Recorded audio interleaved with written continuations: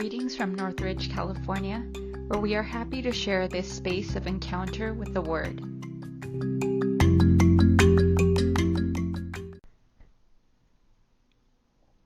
A reading from the Holy Gospel according to Mark. Jesus and his disciples left from there and began a journey through Galilee, but he did not wish anyone to know about it. He was teaching his disciples and telling them, "The Son of Man is to be handed over to men, and they will kill him. And 3 days after his death, the Son of Man will rise." But they did not understand the saying, and they were afraid to question him. They came to Capernaum, and once inside the house, he began to ask them, "What were you arguing about along the way?" But they remained silent. They had been discussing among themselves on the way who was the greatest. Then he sat down, called the 12, and said to them, "If anyone wishes to be first, he shall be the last of all and the servant of all." Taking a child, he placed it in their midst, and putting his arms around it, he said to them, "Whoever receives one child such as this in my name receives me.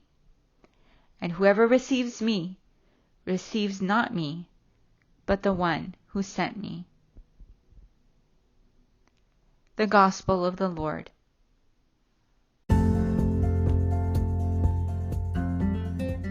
The announcement of the Passion is followed by Jesus presenting the disciples with the consequences of following him. The framework of this instruction is a gradual journey to Jerusalem that begins with chapter 8, verse 27, and ends at chapter 10, verse 52. The way himself and the way of following him are given as two complementary realities. Following him is lived by putting into practice the teachings explained along the way.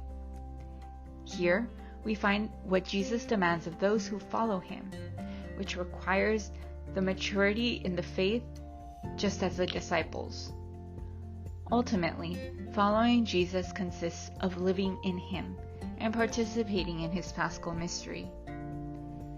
Jesus announces his passion, death, and resurrection 3 times, and all of them resemble each other in their structure. The structure consists of, first, Jesus' announcement of his passion, death, and resurrection. Second, the misunderstanding on the part of those who hear him. And third, Jesus' teaching. In the second announcement, which is today's gospel, Jesus first announces his death and resurrection. Then, we see what the disciples did not understand. They did not comprehend, and they were afraid. And they even argued among themselves about who was the greatest. Finally, Jesus gives his teachings. He tells his disciples that they must be the last and be the servant of all, and be welcoming to the children, to the little ones. Jesus was dedicated to instructing his disciples. He takes care of forming them spiritually. With what concrete attitudes are you grateful to Jesus that he cares for you, that he has called you, that he protects you, and that he instructs you? The project of Jesus' life is clearly expressed in his death and resurrection. He is the suffering, weak, and humble servant. The disciples are confused about their life project. They want to be the most important. In the service you provide in your community, with what project do you identify? With Jesus' project, or with the project of the disciples? With what characteristics and signs can you describe such a project?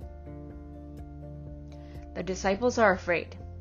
They do not understand, nor do they want to understand.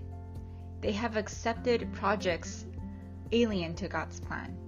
They listen to whatever is convenient for them. But what are your fears? What things do you not understand, and are you afraid to ask the Lord? The child is the one most willing to live love, and therefore the most disposed for service. Do you have attitudes that show that your life has lost the wonder of childhood? How can you regain the child's spontaneity? Let us ask Mother Mary, the first follower of Jesus, to teach us to keep in our hearts the teachings of her Son, and as beloved children, as little ones of God, to live our following out of love.